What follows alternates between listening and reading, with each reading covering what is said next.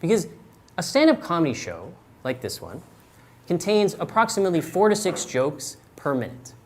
Okay? So in a 1-hour Netflix comedy special, that is 300 jokes, approximately.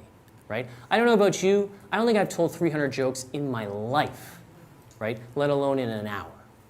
Okay? Another way to think about this is that 4 to 6 jokes a minute is roughly 1 joke every 10 seconds, which means every other sentence in your script has to be a punchline. Yeah?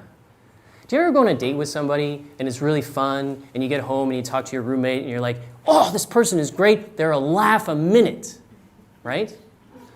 So what I'm saying is that a Netflix comedy special is 5 times funnier than the best date you have ever been on, right? Do you think that that happens by accident, right? As if by magic? Of course not, right?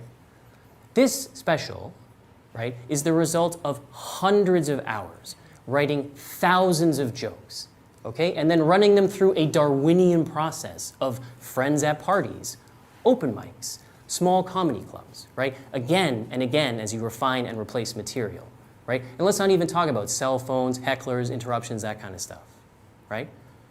And then, if you're really good, you get on Netflix, right, where you meet a whole new crew of professional comedy producers, right, who help you decide what to do with the lighting, right, how to move around on stage, and a dozen other things that make it really easy to listen to John Mulaney, right?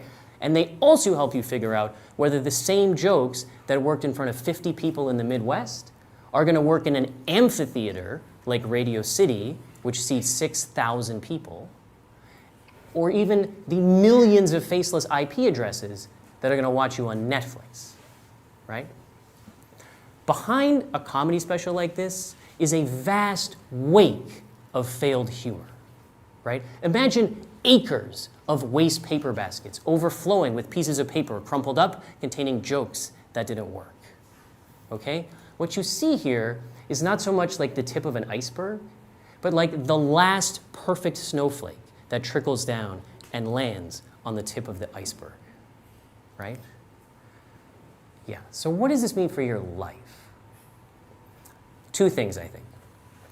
The first is that the work that goes into making this Netflix comedy special is the exact same work that you do every day in the conversations and interactions you have with people in your life. Okay? To be sure, your objective is probably not to become a stand-up comedian, right? Maybe it's to be the best lawyer you can be, the best entrepreneur, the best freelancer, right? The best parent, the best friend. Okay? But notice, those are all deeply communicative acts. Yeah? And if you want to realize your vision for that stuff, eventually, you got to tell it to people. All right? The trick is to be deliberate about it, and that's what we're going to talk about last. But the other thing I want you to know about this special is that this is not a useful comparison for your life. Okay? It's definitely instructive to watch people who are very good at their craft, practice their craft. You can learn a lot, right? But what you should not do is compare the way you communicate to this and feel bad or discouraged. All right? The only time you should compare yourself to this is if you devote 6 months to a year of your life to work on a single presentation for which you write 50 different scripts and rehearse it in front of 50 different audiences, all to get it ready for one taped performance. Okay? If that's a track you're on, amazing, use this as a benchmark. Okay? But for everybody else in the room, myself included, right, we will all be much better off if we just start paying careful attention to the interactions we have with people in our life. Okay? In other words, if we start doing what's called deliberate practice.